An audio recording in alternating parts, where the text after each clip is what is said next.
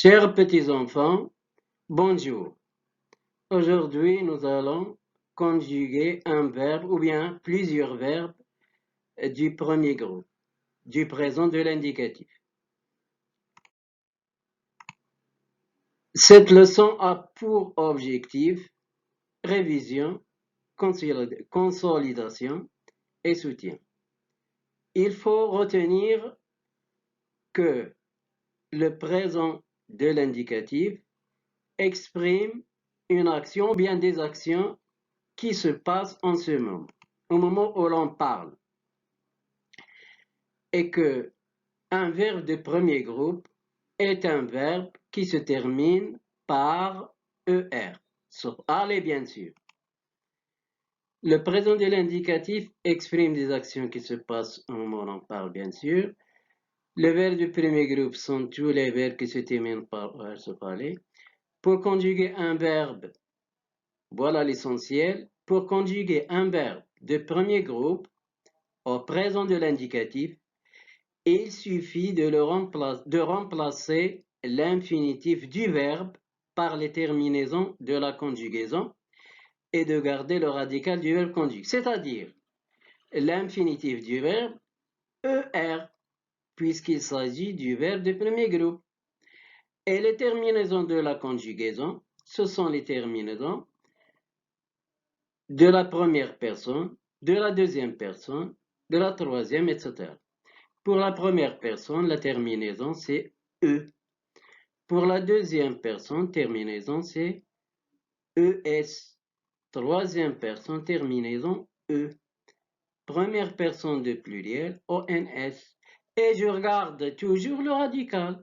Par exemple, parler, le radical de ce verbe, c'est parle. Ce que je vois en noir. Les terminaisons sont mentionnées en bleu. Je parle, tu parles, ES, il parle, nous parlons, vous parlez, EZ, il parle. Tous les verbes du premier groupe se conjuguent ainsi. Je répète, je garde le radical du verbe. Ici, parle, P-A-R-L. Et j'ajoute les terminaisons de la conjugaison. E, ES, E, ONS, EZ, ENT.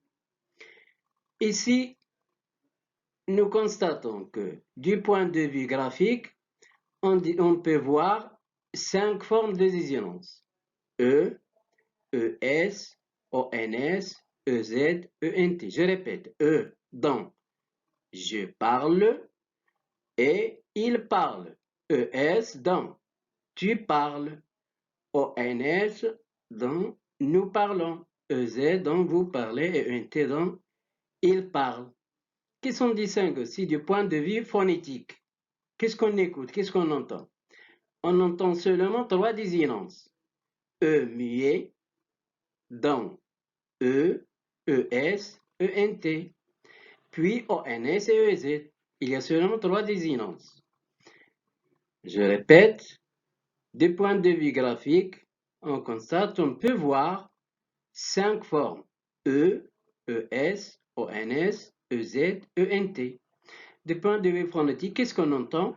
On entend E dans je, tu, il au singulier et il au pluriel. Et on distingue aussi ONS, première personne du pluriel, et EZ dans la deuxième personne.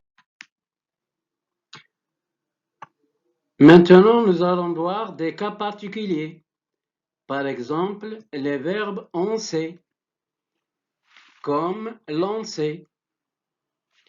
Je lance, tu lances ES, il lance E, nous lançons ONS, vous lancez EZ, il lance ENT.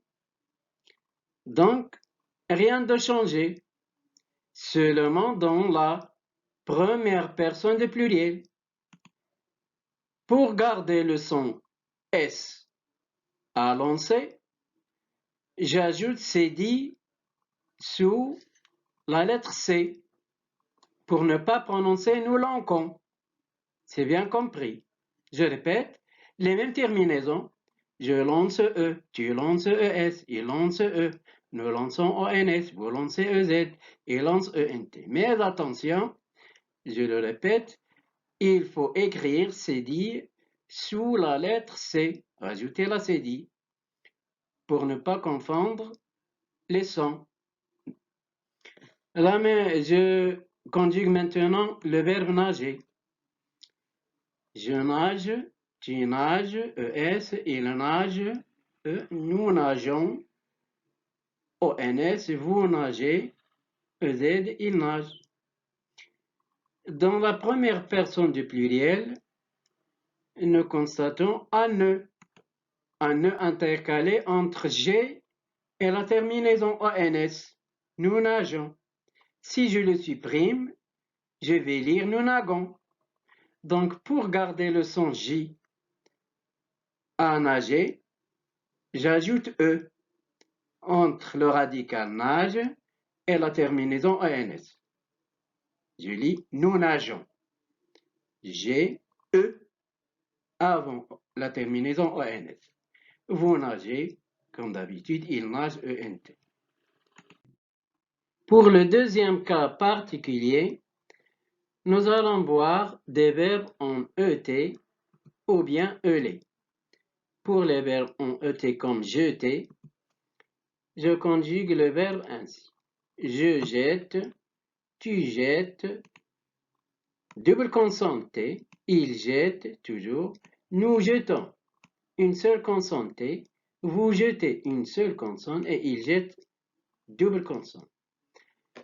La même chose pour appeler.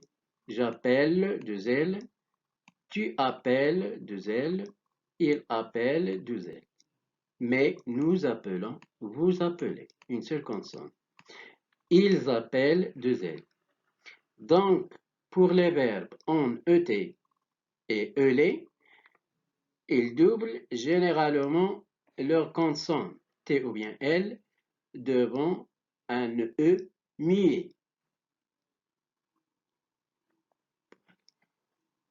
Chers petits enfants, notre leçon pour aujourd'hui touche à sa fin.